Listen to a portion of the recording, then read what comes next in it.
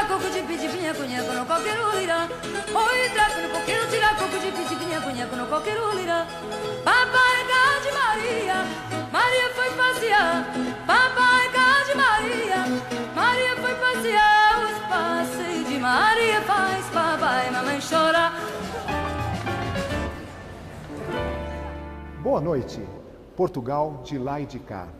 Agora, semanalmente, você vai ter um programa trazendo sempre novidades em tecnologia, gastronomia, turismo do nosso querido Portugal.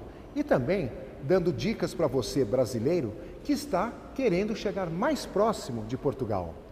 Portugal de lá e de cá é um programa voltado para a comunidade luso-brasileira. Estamos fazendo esta gravação de início desse programa aqui da Casa de Portugal. Um marco importantíssimo que desde 1935 tem uma biblioteca com mais de 15 mil exemplares, obras de arte, é todo um referencial para que você também venha visitar quando estiver em São Paulo e ter aquela ligação gostosa com Portugal.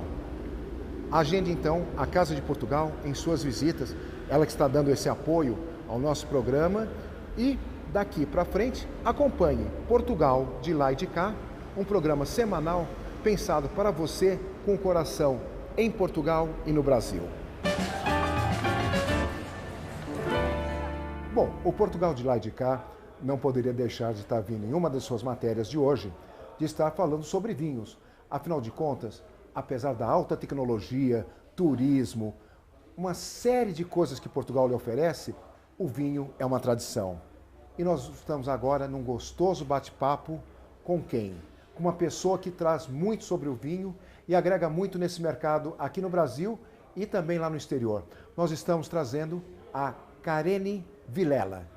Karene, boa noite. Boa noite, Walter. Obrigada pelo convite, obrigada por me convidar aqui para falar sobre uma das minhas paixões. Estou muito feliz. Imagina, você sabe que não só a marca que você representa, a empresa que você representa, mas como também o dia a dia de um mercado crescente como que é o do vinho, merece toda uma dedicação. Eu acho que a televisão, a imprensa escrita, ela tem que estar sempre dando um destaque. É um mercado tão gostoso de você falar, de você enfocar.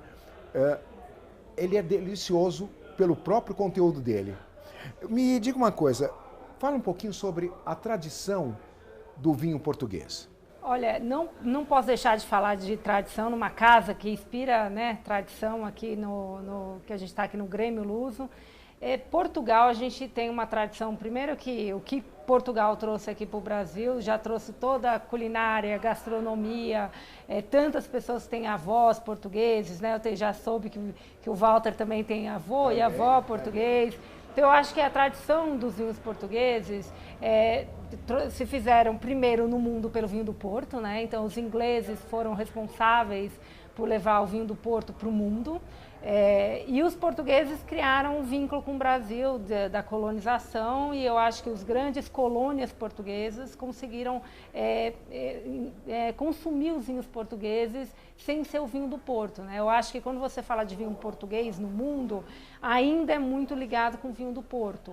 Mas no Brasil não, no Brasil é diferente. A nossa ligação, nossa tradição com Portugal é tão grande que a gente consome todos os vinhos portugueses, né? A gente consome tudo de Portugal, né? Então também é uma relação afetiva com tudo que vem de Portugal. Não, e o gostoso disso tudo é que a expansão foi tão grande, o aceite no mercado é tão grande que você cada dia mais vê pessoas aficionadas pelo vinho buscando. Você citou o caso aqui do Grêmio, em que tradicionalmente é apresentado o vinho, é degustado o vinho em várias sequências, mas isso cada dia está crescendo mais, né? Com certeza. Eu acho que o consumo de vinho português, né? Eu comecei a trabalhar com vinhos faz 10 anos Portugal era o 5º ou 6º da lista, né, de vinhos importados no Brasil. Hoje em dia já é o 3º e já cada ano já fica brigando aí com a Argentina entre o 2º e o 3º vinho mais importado para o Brasil e cresce cada vez mais. Eu acho que o custo-benefício dos vinhos portugueses é uma coisa que todo brasileiro preza muito, porque a qualidade que Portugal entrega versus o benefício do custo do vinho é algo que o brasileiro realmente acredita nisso, né? E são vinhos de ótima qualidade, né? E pelo que eu tenho visto, o Portugal tem conseguido entregar vinhos das mais variadas uvas, não está restrito a apenas uma linhagem de uvas ou uma única qualidade de uvas, e isso faz com que, de repente, cresça essa curiosidade do que Portugal produz, né? Eu acho que como os vinhos da França, né, e são famosos, né? As castas francesas são muito famosas internacionalmente, são até conhecidas como castas internacionais. Portugal e Itália já tem as castas nativas, tem muitas castas nativas desconhecidas, né? Que chamamos de castas autóctones, né? E Portugal soube muito bem trabalhar com essas uvas, né, indígenas que eles têm lá no país deles, e conseguiram trabalhar, divulgar, comunicar e fazer com que o consumidor olhasse aquilo como uma complexidade diferente no blend, como produtos de nicho. Então eu acho que Portugal está trabalhando cada vez mais isso e está indo mostrando a característica do que é realmente o vinho português, né? O que é a tradição do vinho português. Uma das tradições de Portugal é para manter grupos reunidos, levando sempre aquele ideal, são os grêmios. E aqui no Brasil, principalmente em São Paulo, no Rio, vários são esses grêmios que buscam sempre estar congregando as pessoas que frequentam, trazendo ideologias ou políticas, ou de arte, ou de repente gastronômicas.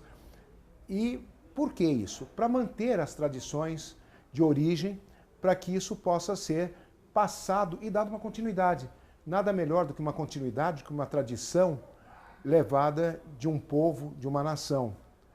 E hoje nós estamos aqui batendo um papo com o Marcelo, que é uma pessoa responsável pelo Grêmio Luso-Brasileiro aqui em São Paulo.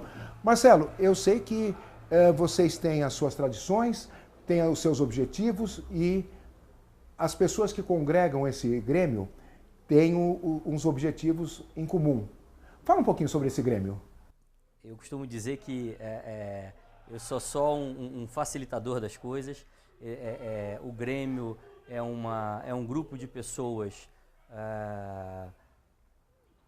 que contribui, cada um com a sua parcela, para que a gente preserve o DNA de Portugal aqui no Brasil. O Grêmio ele se originou de um grupo de portugueses que veio na década de 70, saídos de Portugal por causa da Revolução, se juntaram aqui no Brasil para começar a conversar sobre os seus anseios, sobre o que eles entendiam de Portugal, e efetivamente fundaram o Grêmio em 1980, com o apoio do seu Manuel Whittaker. A fundação do Grêmio ela se deu na casa do seu Manuel Whittaker, depois é que a gente conseguiu encontrar essa sede aqui na Brigadeiro Luiz Antônio, e de lá para cá esse grupo tentou perpetuar as ideias de promover Portugal nos aspectos culturais e políticos.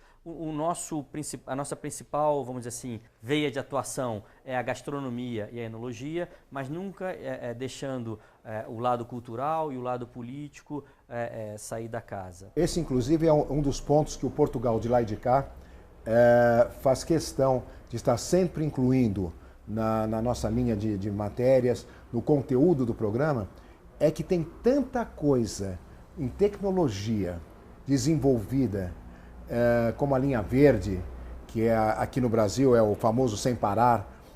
E fora isso, o que tem desenvolvido. Saiu essa semana, inclusive, uma reportagem num jornal aqui de São Paulo sobre os locais de alta tecnologia, as universidades, os novos segmentos que estão abrindo, e é uma coisa que ninguém imagina que possa existir com tanta frequência e tão alto número em Portugal. Realmente, isso é uma coisa que o nosso programa faz questão, e você, espero que nos acompanhe nos programas, você vai ver que nós vamos estar mostrando toda essa pujança que Portugal apresenta. É lógico, nós que temos aquele DNA, aquela pontinha lá dentro de Portugal tradicional, não vamos nunca nos esquecer de origens, de tradições, mas lembrando que hoje o povo português, a nação portuguesa, tem muito a oferecer ao mundo, sim, tem muito a apresentar ao mundo. E o objetivo do Portugal de lá e de cá é esse, é mostrar tudo isso que você conhece bastante, os membros aqui do Grêmio conhecem bastante, mas que talvez o pessoal ainda diga, puxa vida, mas isso é lá? Além mar temos tudo isso? É esse que é o nosso objetivo. Quando se fala em outro país, quando se fala principalmente em Portugal, eu acho que alguns cuidados devem serem tomados, principalmente quando você está buscando uma regularização ou para uma residência ou para que você tenha a sua cidadania. Por quê? Porque é muito estressante você estar de mudança para um país, não ter uma orientação certa, não ter como que uma documentação é feita. E hoje em dia, isso está muito fácil, muito ágil, através de pessoas, de profissionais que tratam disso para você com conhecimento. E no Portugal de lá e de cá de hoje, uma dica que a gente está trazendo são realmente de orientações. Eu venho aqui numa empresa, num escritório, aliás, especializado. Eu falo empresa, Flávio, desculpa, porque realmente a estrutura que você tem é digna de uma empresa, porque você tem tudo assim tão organizadinho, tão bem feito. Eu venho com o Flávio Martins, o que é aqui, nesse escritório de cidadania portuguesa, responsável pela parte de vistos. Depois nós vamos falar com a pessoa que é responsável pela parte de cidadania. Mas primeiro vamos falar um pouquinho de vistos. Flávio, o que é, no momento, a preocupação que o seu escritório busca em levar aquelas pessoas que procuram como orientação a parte de vistos? Está mais fácil, mais difícil? Como é que está essa visão do visto para Portugal? Legal. Primeiramente, Walter, quero agradecer, né, aqui essa entrevista aqui no nosso escritório. Um prazer recebê-los aqui. Imagina. Explicando um pouco do escritório, é uma sociedade de advogados, né, Martins e Oliveira Advogados, e temos um braço, que é a nacionalidade portuguesa, que é só voltada para procedimentos em Portugal, né? Eu sou, né, um dos sócios responsável pela área de vistos para Portugal. E realmente a gente está vendo uma procura enorme, né, um aumento gradativo do número de pessoas que estão, né, com intenção de residir em Portugal ou adquirir a dupla nacionalidade portuguesa. Né? O visto português, ele não é aquele visto, às vezes, nós conhecemos o visto de turismo, aquela possibilidade de você viajar para Portugal, permanecer alguns dias, mas depois ele se desmembra em alguns outros tipos de visto, né? Exatamente, Walter. O brasileiro, né, há vários acordos entre Brasil e Portugal, né? Para o Brasil, dispensa o visto de turista até 90 dias. Então, qualquer brasileiro, tendo o passaporte brasileiro válido, ele pode viajar como turista para Portugal dentro de um prazo de 90 dias. Se ele for com intenção de residir, são 5 tipos de vistos principais, digamos assim, que ele pode solicitar. 5 tipos, hein? Então vamos lá, vamos montar no dedo. É uma mão de vistos, vamos lá. Posso falar então vamos dos principais, né? Visto de estudo, né? Para quem pretende estudar em Portugal, né? Principalmente a pessoa precisa ter já um comprovante de matrícula ou o comprovante de inscrição numa universidade em Portugal. Muitas universidades aceitam, né, nota do Enem, né? Então isso já está conseguindo, tá? Várias universidades aceitam nota do Enem, então isso, né, muita gente solicitando esse visto, né? excelentes universidades em Portugal, todos sabem disso, né? Portugal é reconhecido pela qualidade do ensino, né? Tanto público quanto o ensino particular são de excelente qualidade. O segundo visto, o visto de trabalho, né? Para quem pretende trabalhar, precisa ter um contrato ou uma promessa de contrato de trabalho com uma empresa sediada em Portugal, né? Esse é o segundo visto de trabalho. Na área de tecnologia está muito em alta agora, né? Na área de turismo, tudo que é, né? Na área de turismo também está muito em alta. Então esse é o segundo visto.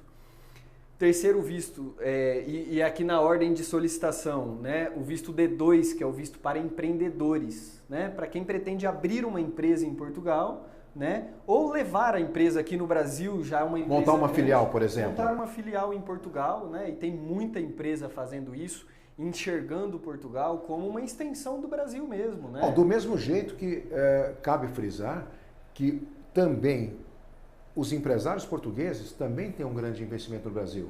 Ah, sim. Seja em tecnologia, seja na infraestrutura, também essa mão dupla é uma coisa que... Exatamente. Lógico que o momento agora, atual, é das empresas brasileiras indo para lá. Até pelos incentivos, sabe? Tem muitos incentivos, né, de Portugal para a empresa brasileira que quer se instalar em Portugal. Só para dar um exemplo aqui, o Portugal 2020. Né? A gente pode depois, daria uma outra entrevista só para falar disso, mas é um fundo, né? A União Europeia criou um fundo de investimento, tem disponível 200 bilhões de euros, para uma empresa, não só brasileira, mas qualquer empresa do mundo que queira se instalar em Portugal. Então, há um empréstimo de até 70% do valor que a empresa vai investir em Portugal, com juros zero, né? Nos 2 anos de carência, juros zero nos 3 primeiros anos, devolvendo apenas o dinheiro. Se a empresa, após o 3º ano pagando os impostos, ela superar as expectativas, né? Criou tantos postos de trabalho, está desenvolvendo bem, ela fica isenta de devolver os últimos 3 anos. Então, assim, só para te dar um exemplo... Uma coisa que... Sensacional isso. Sensacional. Ao viajar para São Paulo, hospede-se no charmoso San Rafael Hotel. Localizado na área nobre do centro, Belo Largo do Aroche, próximo ao metrô República e com fácil acesso aos centros de compras, turismos e feiras da cidade. Oferece também 7 espaços para eventos, 2 restaurantes, fitness center e internet cortesia. O melhor custo-benefício do centro de São Paulo. San Rafael Hotel, tradição e qualidade na hotelaria paulistana. Informações: sanrafael.com.br.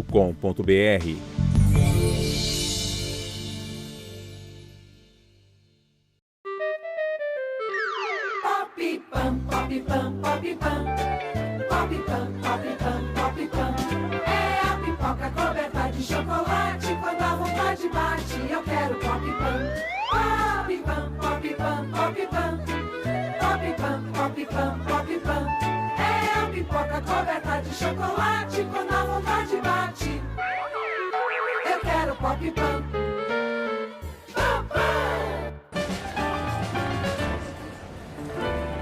Portugal de lá e de cá, sempre procurando trazer notícias, novidades, uma pauta dinâmica para que você sempre esteja bem informado. Eu venho agora aqui com Benício Filho, sabem da onde? Conexão Europa. Benício, o que é a Conexão Europa? Bacana. Conexão Europa é o nosso mais novo portal que tem como pilares 3 motivos fortes para entender melhor a Europa: viver, morar e empreender. Falar do velho mundo sem falar da Europa não é falar do velho mundo, né? Total. Mas o velho mundo nunca foi tão novo mundo para nós brasileiros a partir do momento que a gente descobre quanta oportunidade a gente tem lá. Tradicionalmente a Europa já é um destino para visitarmos, mas o que a gente está falando no Conexão Europa são as oportunidades que existem para realmente empreendermos, para realmente morarmos e para conhecermos também lugares que a gente tradicionalmente não visita. Agora, qual é desses 3 pilares que nós vamos bater um papo no programa de hoje? Vamos falar sobre empreender? Porque tem muito brasileiro lá que está visitando a Europa, está morando na Europa, mas está meio perdido no que fazer. E o empreendimento é uma coisa que a gente tem que fazer com o pé no chão, né? Eu acredito que são os empreendedores que vão transformar o mundo, Walter. E qual vamos dizer, o que vocês, a Conexão Europa, o que traz de subsídios, o que consegue dar uma maior tranquilidade para esse empreendedor? Empreender não é uma ação para todo mundo. Vamos começar assim, né? Empreender pressupõe que a pessoa tenha um conformismo, uma vontade de fazer algo em prol daquilo que ela acredita. Os melhores empreendedores são aqueles que têm propósito forte, aqueles que falam, eu quero fazer isso e transformam aquilo num negócio. E Portugal, nesse sentido, como é que é? É mais fácil ou mais difícil para essa coisa que cresce dentro da gente de empreender? Portugal é excelente. Provavelmente um dos melhores lugares do mundo. Portugal tem se destacado nos últimos anos como um grande hub de inovação, concentrado empreendedores, concentrado linhas de fomento e concentrado ambientes. Empreendedor precisa de ecossistema. Os empreendedores precisam desses agentes para que eles realmente se sintam acompanhados, se sintam informados, se sintam com ambiente próprio para poder empreender. E Portugal tem tido muito bem e tem trabalhado muito bem, até porque Portugal se redescobriu nos últimos anos. E esse tem sido um pilar muito forte para o governo português. Esse empreendedorismo que Portugal possibilita, de que maneira a Conexão Europa está presente? Bacana. Primeiro é interessante entender que Portugal tem prestado muita atenção em empreendedores que têm algum tipo de negócio com base tecnológica. E aqui eu não estou falando de tecnologia da informação. Por exemplo, uma empresa de software. Seja qual for o negócio que tem uma base tecnológica, é interessante e o governo português olha com muita atenção. De que maneira? Primeiro, ajudando com linhas de fomento. Eu estou falando aqui até de capital com fundo perdido.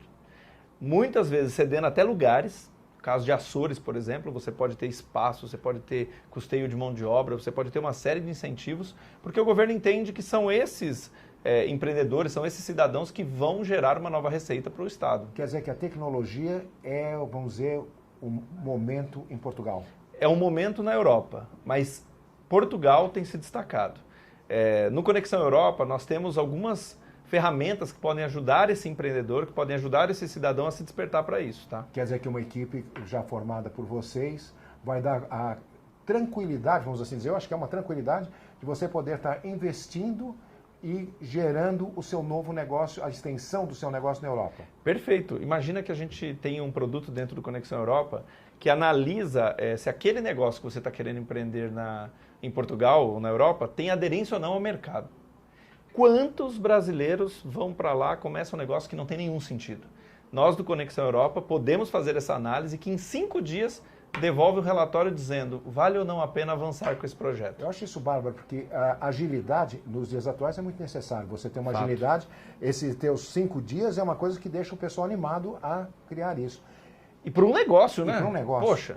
Eu acho que, veja bem, eu acho que é um nome que o empreendedor que está assistindo o nosso programa deve ter como não como uma opção, mas como uma linha de procura para que ele venha a dar uma sequência e não fique perdido querendo que apenas se concretize o seu sonho, o seu ideal de empreender na Europa, principalmente em Portugal, mas não tenha alguém que esteja por trás.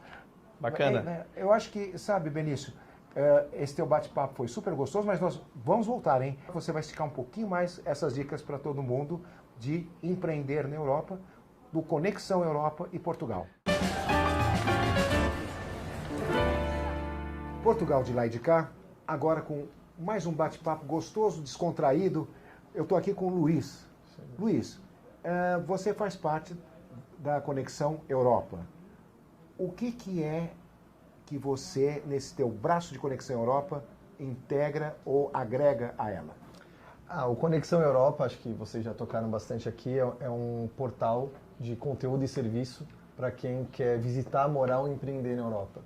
E eu acho que quando eu falo um pouquinho de mim, eu sou um case vivo aí do Conexão. Então, eu já fiz muito desse processo. Eu empreendo na Europa também, eu empreendo em Portugal. Então, nada como você ter um case vivo dentro da casa para sentir as dores, para sentir os problemas e integrar isso junto com a equipe.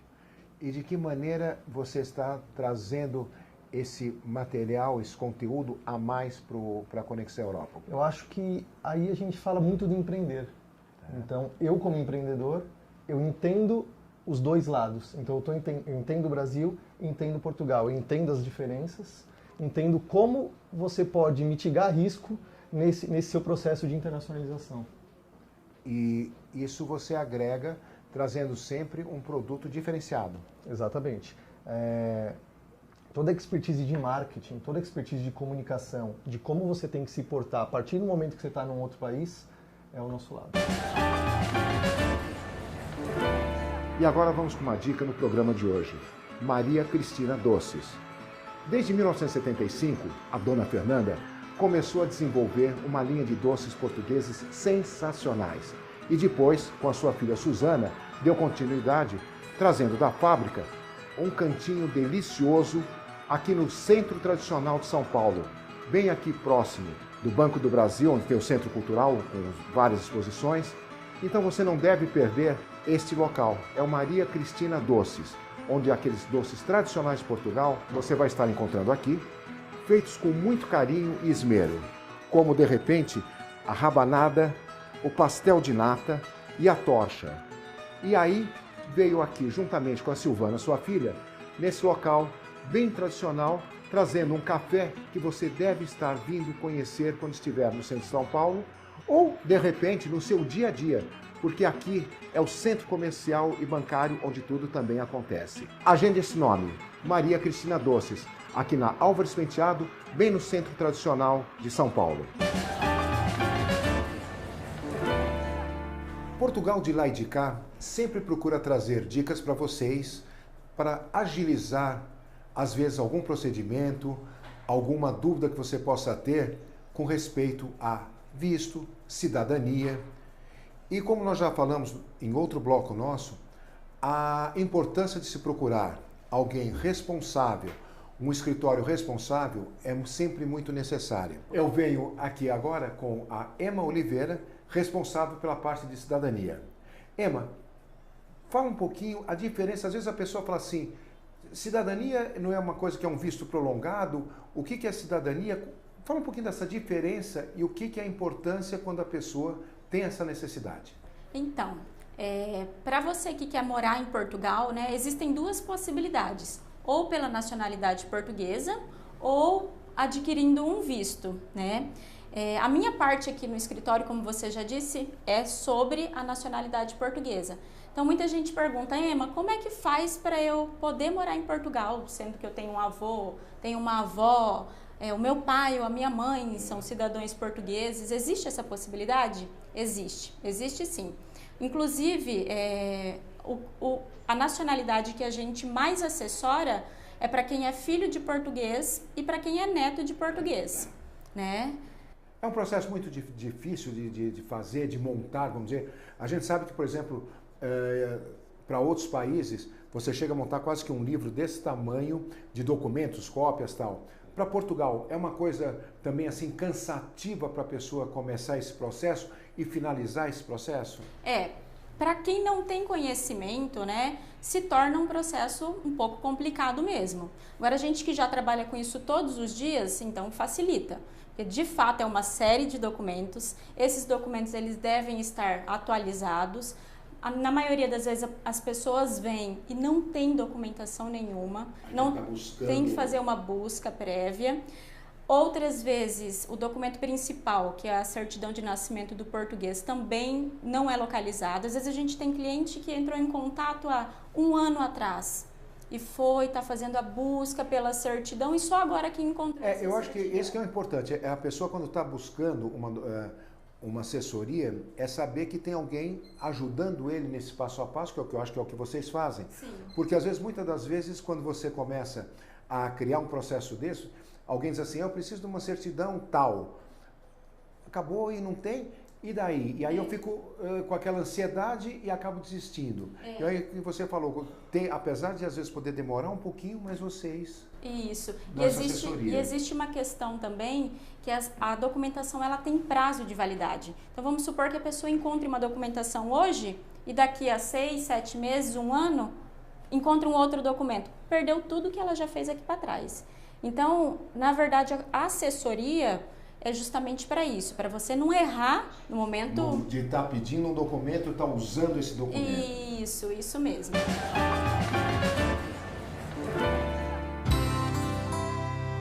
Divirta-se em família no charmoso hotel inspirado nas fazendas cafeeiras paulistas, O San Rafael Country em Itu.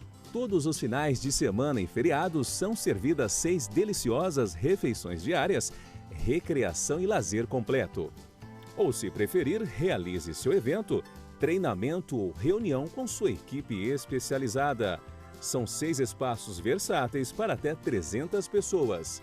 Reservas e informações www.sanrafaelcountry.com.br.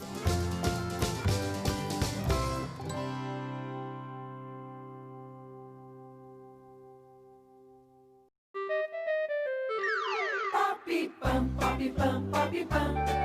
Pop-pam, pop-pam, pop-pam. É a pipoca coberta de chocolate. Quando a vontade bate, eu quero pop-pam. Pop-pam, pop-pam, pop-pam. Pop-pam, pop-pam, pop-pam. É a pipoca coberta de chocolate. Quando a vontade bate, eu quero pop-pam.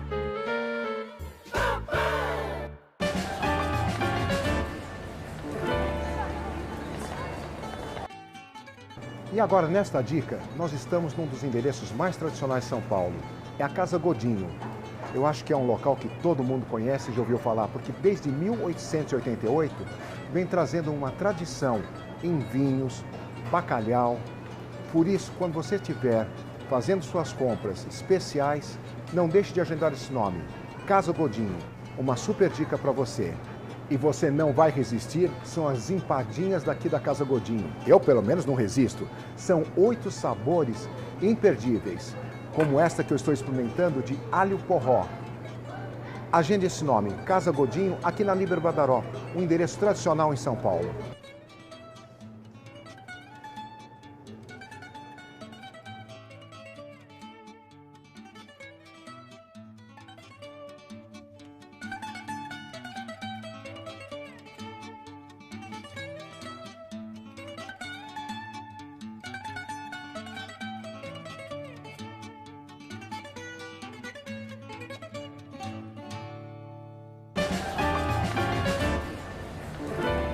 Uma pergunta que não quer calar, e eu acho que é uma curiosidade que hoje não é querendo ser simpático a você, mas hoje, quando se fala no seu nome, na parte de vinhos, você já se tornou uma mulher com uma referência na, não vamos dizer imposição do que você apresenta, mas de uma forma muito profissional, de uma forma muito conhecedora. Você é uma pessoa de destaque nesse mercado aqui no Brasil e lá fora também, já o pessoal te conhecendo e te respeitando. Me diz uma coisa, como é que você, como uma mulher, veio a se destacar? O que cresceu dentro de você, essa vontade de ir para esse segmento vinho? Primeiro, agradeço os elogios, né? Fico muito contente aí com todos os elogios. Eu acho que você se destacar num mercado com tantos bons profissionais, né, como o Brasil hoje tem, não é fácil. Eu tenho grandes colegas no mercado hoje do vinho que cada vez estudam mais, que estão cada vez se capacitando cada vez mais, e eu estou muito feliz de fazer parte desse grupo, né? E eu vejo que o brasileiro e muitos amigos meus do mundo do vinho hoje em dia preza muito pelo conhecimento. A gente é uma nação que quer aprender mais de vinho, quer ensinar mais de vinho, eu fico muito feliz por isso. E eu comecei a aprender mais de vinho porque primeiro eu herdei uma paixão, eu sou uma herdeira de uma paixão, né? Meus pais, né? Meu pai, ele era um apaixonado por vinho, ele investia em vinho, sempre nasci já bebendo vinho. Família. Família, Família.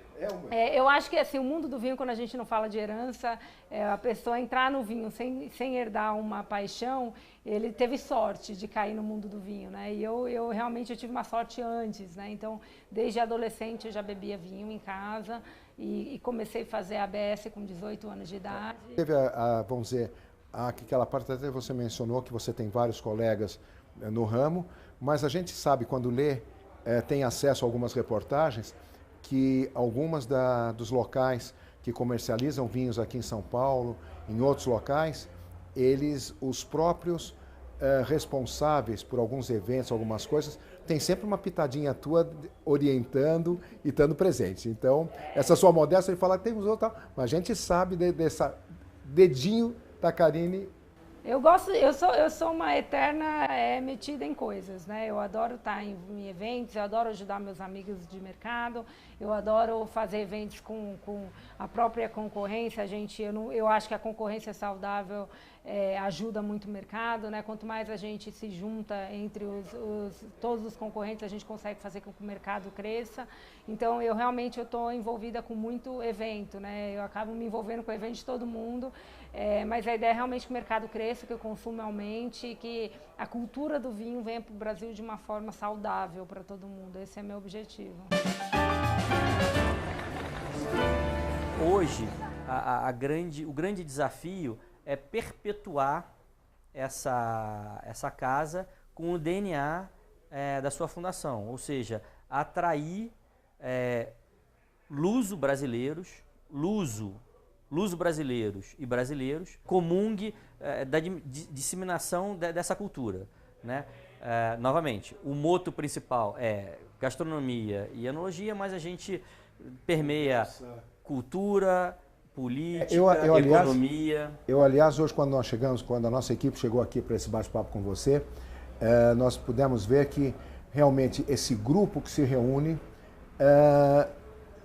é de uma forma tão gostosa, tão admirável, que realmente a formação de um grêmio, de uma reunião de pessoas, é muito salutar, porque são pessoas, notas que são empresários, que às vezes conseguem tirar um pedacinho do seu dia para passar alguns momentos nesse almoço que vocês fazem e, de repente, trocarem ideias, trocarem ideais, conhecimentos, principalmente na parte gastronômica também, e do bom vinho.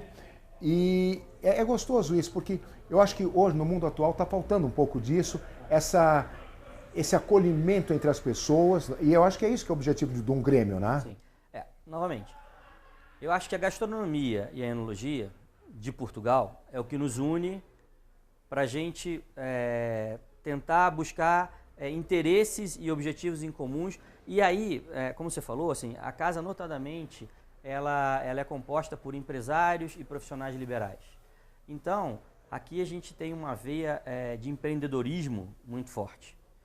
Quer dizer, as pessoas que estão aqui, as pessoas que são membros do Grêmio, são empreendedores, são executivos, são donos de empresa e buscam, nesse fator de união extraprofissional, uma forma de se conhecer e de traçar metas e objetivos no lado profissional. O quarto visto, que esse na verdade é o mais solicitado, assim, digamos que é a especialidade do nosso escritório, que é para o visto D7, que é o visto para aposentados ou titulares de rendimentos. Hoje, um brasileiro que comprova que possui uma renda mensal superior a um salário mínimo português, né? Hoje está 900 euros? 2020, 635 euros, né? Era 600 em 2019, agora aumentou para 635.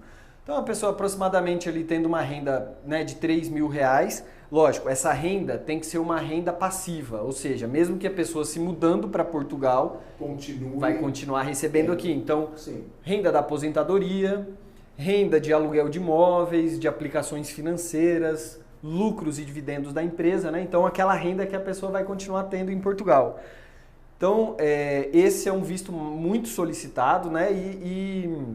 E é o perfil digamos assim, é a cereja do bolo. É a cereja do bolo, né? Porque essa pessoa, ela tem isenção de impostos em Portugal, né? Ela solicita o regime de residente não habitual em Portugal, que é um regime tributário vantajoso, então ela não vai ser bitributada em Portugal, além de todos os benefícios de Portugal, de poder usufruir da segurança, qualidade de vida de Portugal. E não só agradável, como hoje em dia, Portugal, ele está tão integrado com o mundo, ele tem tantas comodidades, tantas coisas a oferecer, principalmente naquele primeiro dedo que você falou, que foi a parte do estudo. Portugal, ele apresenta uma série enorme de condições para que a pessoa desenvolva a sua carreira, para que a pessoa tenha condição de estar agregando a sua carreira. O outro visto que é muito solicitado também, que até tem uma discussão agora em Portugal, né?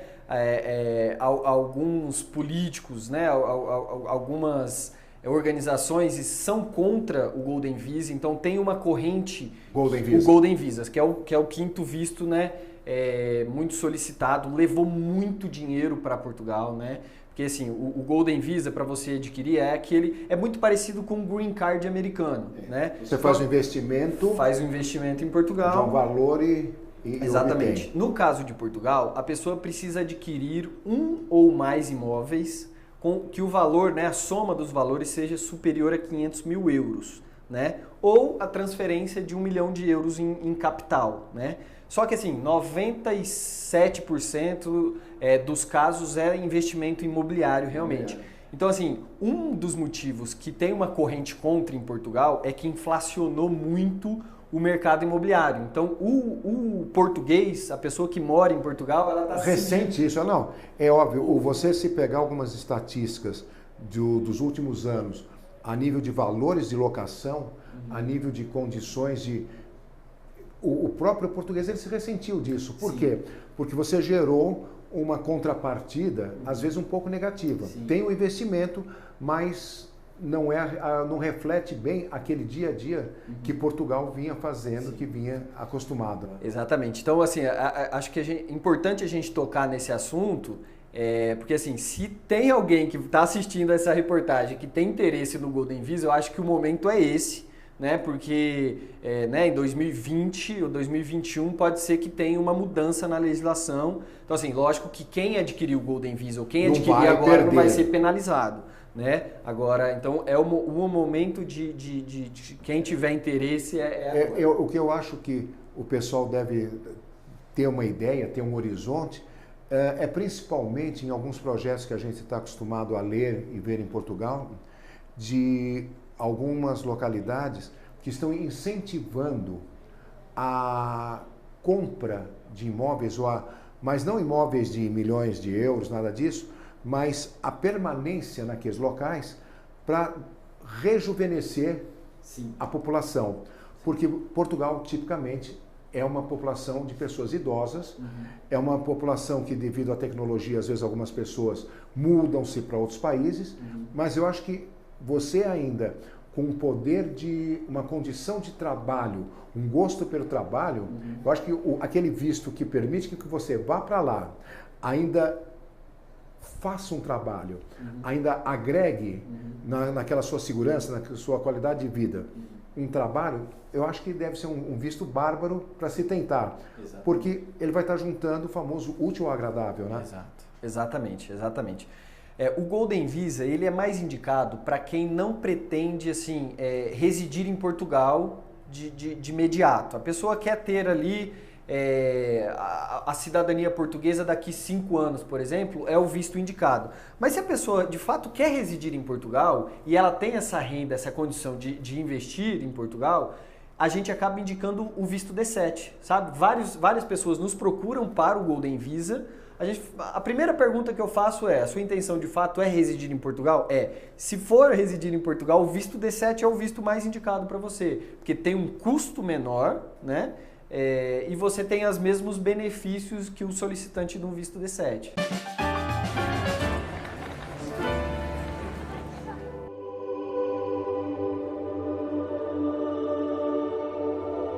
Nas margens ocidentais da Europa, onde a terra acaba e o vento traz os odores quentes de África, existe um país de marinheiros e gentes calorosas.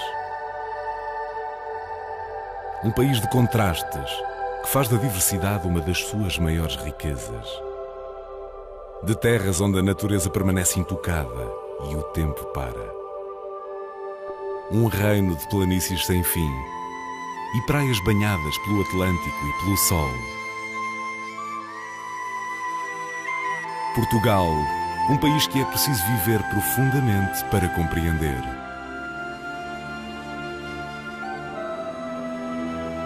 Um país de artistas que deixaram a sua marca em obras que o tornaram conhecido em todo o mundo.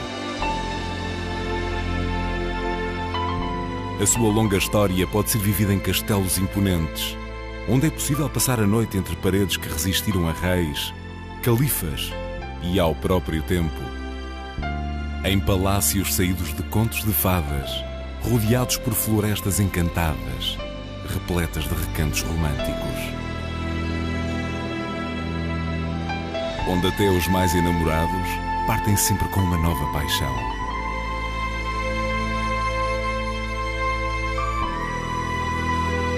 Mas Portugal também tem outra face, em que a grandeza de outrora mora ao lado do futuro.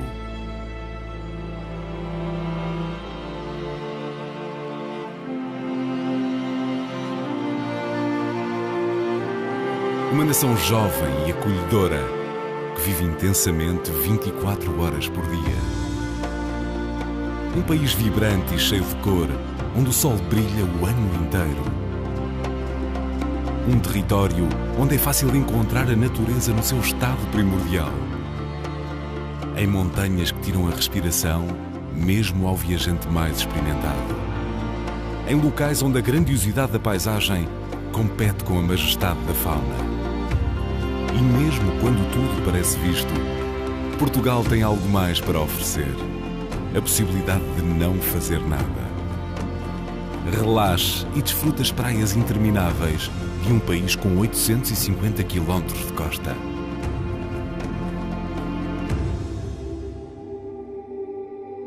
E depois de um dia em cheio, começa a noite com um grande jantar.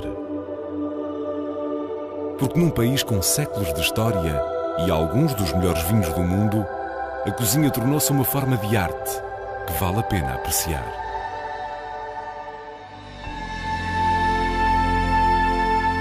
Portugal é tudo isto e muito mais.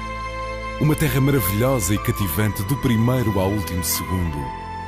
Um país único que lhe oferece 1001 cenários de diversão. Embarque numa viagem apaixonante.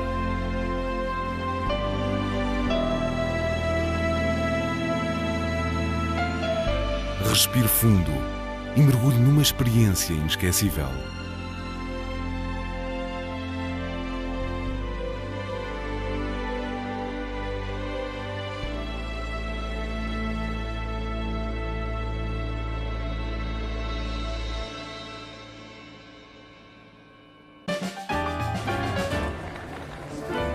Nós estamos voltando com o Benício Filho para falar um pouquinho mais do Conexão Europa. Para você empreendedor ou para você que quer apenas ir morar na Europa. Benício, no outro programa nós conversamos um pouco sobre empreendedorismo. Perfeito. Agora, também tem algum, não benefício, mas alguma coisa que anime ou que motive residir na Europa, residir em Portugal? Bacana. É interessante porque Portugal oferece uma qualidade de vida e o acesso a alguns benefícios que a gente, como brasileiro, às vezes se espanta, né? Saúde, por exemplo. Portugal tem a questão da saúde completamente equalizada, né? Então você tem uma saúde de primeiro mundo com acesso à população de uma maneira gratuita. Escola é outro diferencial, né? Uma situação muito interessante que às vezes a gente que tem levado brasileiros sistematicamente para Portugal e eles se espantam, é quando a gente fala que a universidade em Portugal custa 1.000 euros por ano. Por ano. Por ano. Por ano. Isso para uma pessoa que tem residência, que tem um visto de moradia, que já reside em Portugal.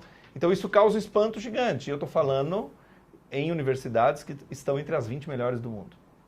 E eu, inclusive, tive acesso a uma informação que os cursos de pós-graduação, os cursos na área de tecnologia estão se expandindo a nível de competir com outros países que já eram muito mais tradicionais, que já tinham uma antiguidade maior, e Portugal vem se destacando, ela vem criando cursos ano a ano, aumentando esses cursos. Né? É isso mesmo. Um exemplo interessante para quem tem interesse em realmente morar em Portugal e de repente tem filhos em idade de faculdade ou mesmo quer fazer uma pós-graduação, um MBA, é a Faculdade Nova. A Faculdade Nova fica muito perto de Lisboa, 20 minutos de Lisboa, com um campus gigante e oferece cursos na área de economia, tecnologia, ou seja, você tem ciências exatas e ciências humanas com alunos do mundo inteiro e acesso a uma educação realmente diferente. Enquanto você estava explicando, nós fomos colocando imagens sobre esse local E realmente essas imagens mostram que eles estão num avanço tremendo. É realmente dá diferente. vontade de começar esse curso semana que vem. É verdade. Agora, me diga uma coisa. Em matéria de custo de vida, Legal. ainda é uma coisa que anima bastante o tradicional imigrante. A Conexão Europa dá essas dicas para que ele aproveite melhor essa sua mudança do outro lado do oceano? Bacana. É interessante a gente entender que quando a gente fala em viver fora de um outro país, né, viver fora da sua nação de origem, é interessante entender como você vai se manter nesse país. Quando a gente olhou aquele primeiro fluxo de brasileiros indo para a América do Norte, a gente assistia engenheiros, advogados limpando piscina nos Estados Unidos. Na Europa a gente tem uma situação diferente. O mercado empreendedor, o mercado que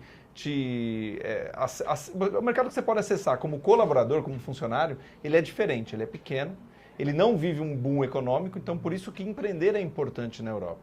Porém, você tem uma situação que se eu vou morar num país, eu preciso gerar renda nesse país. Então, se você está indo para morar, é interessante você entender se a tua profissão tem uma possibilidade de ser vivenciada lá, de ser trabalhada lá. No caso de Portugal, advogados, dentistas podem ter a validação do seu certificado e trabalharem lá, atuarem lá. Então, é muito interessante. E como a gente já disse naquele outro programa, empreender é uma oportunidade para gerar renda, já que tecnologia tem sido muito interessante para os estados europeus e principalmente em Portugal.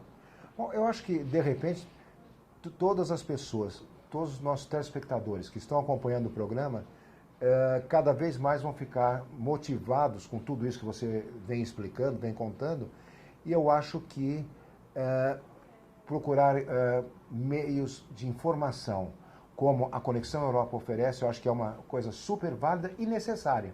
Mas eu agradeço mais uma vez esse nosso bate-papo, mas pode deixar que a gente vai estar ainda conversando muito mais em algum outro momento, trazendo sempre o que é de atual, porque eu acho que a pessoa que está indo para um outro país precisa de constante informação e de pessoas que têm essa informação sempre renovada. Não adianta ser aquela coisa de, não, sempre a mesma informação. Não, eu acho que, e é por isso que eu acho que a função, é isso que é o que a Conexão Europa está buscando. Bom, e nós encerramos o Portugal de lá e de cá de hoje, aqui numa dica sensacional, bem no centro antigo de São Paulo, aquele centro nostálgico, gostoso, que é o Largo do Aroche. É uma casa chamada A Tasca do Aroche. Quer dizer, o nome já faz uma referência ao local. É uma casa que ela tem uma tradição, por quê? Porque ela vem sempre se esmerando cada vez mais para a cozinha portuguesa. E eu estou aqui ao lado do Gregório. Gregório, vocês fizeram aqui nessa casa uma junção de dois nomes tradicionais. Quais são eles? O Antiquários e o Hotel São Rafael e São Michel. Veja bem, o Antiquários é um nome famoso em gastronomia e em hotelaria, São Rafael e São Michel não tem o que se falar, com um marco hoteleiro em São Paulo. Agora, a casa, ela já tem uma tradição e ela abre para almoço e jantar, para os dois momentos. Agora, falar de gastronomia portuguesa, eu acho que remete sempre a frutos do mar, o tradicional bacalhau e algumas outras delícias. Para começar, o que você sugere para esse nosso início aqui desse final de programa? Para começar, eu sugiro o bolinho de bacalhau e a alheira. Nossa, bolinhos de bacalhau que tem assim, aqui são uma delícia. E as alheiras, que é um outro prato super tradicional e que aqui estão sendo servidas com um aroma super delicioso, né? Olha o aroma dessas alheiras. Bom, então nós vamos dar início a esse nosso jantar, passando algumas dicas para você. Mas antes disso, tintim a um bom vinho português, porque falar em gastronomia sem um bom vinho não tem graça. Me diga uma coisa, Gregório, quando vocês criaram a casa, foi sempre pensando nessa gastronomia com parte de peixes, frutos do mar e outras delícias da cozinha? Foi sempre essa ideia de vocês? Sim, foi resgatar as origens, né, de Portugal, para trazer num lugar em São Paulo que praticamente não existia. Porque o centro de São Paulo, ele tem tanto charme. Aqui, por exemplo, nessas redondezas, a gente sabe que, além da Academia de Letras, nós temos escritores que moram aqui perto, artistas, pessoas que realmente fazem uma história da cidade. E um cantinho português como esse faz falta, né? Faz bastante. Dá para perceber que tem muita gente que vem, pessoas de mais de idade, né, que se remetem às raízes, lembram de algum parente, da família. Então é uma satisfação poder atingir esse resultado. Bom, e agora, nessa sequência do nosso jantar, qual é o prato principal que você vai me sugerir? Eu sugiro como principal da casa o bacalhau lagareiro. Por favor, se delicie com esse espetáculo. Nossa. Olha, realmente é um prato maravilhoso, só de olhar. Agora imagina em sabor como é que vai estar. Eu vou deixar vocês com vontade desse bacalhau alagareiro aqui da Tasca do Aroche. Foi a nossa dica para encerrar o programa de hoje.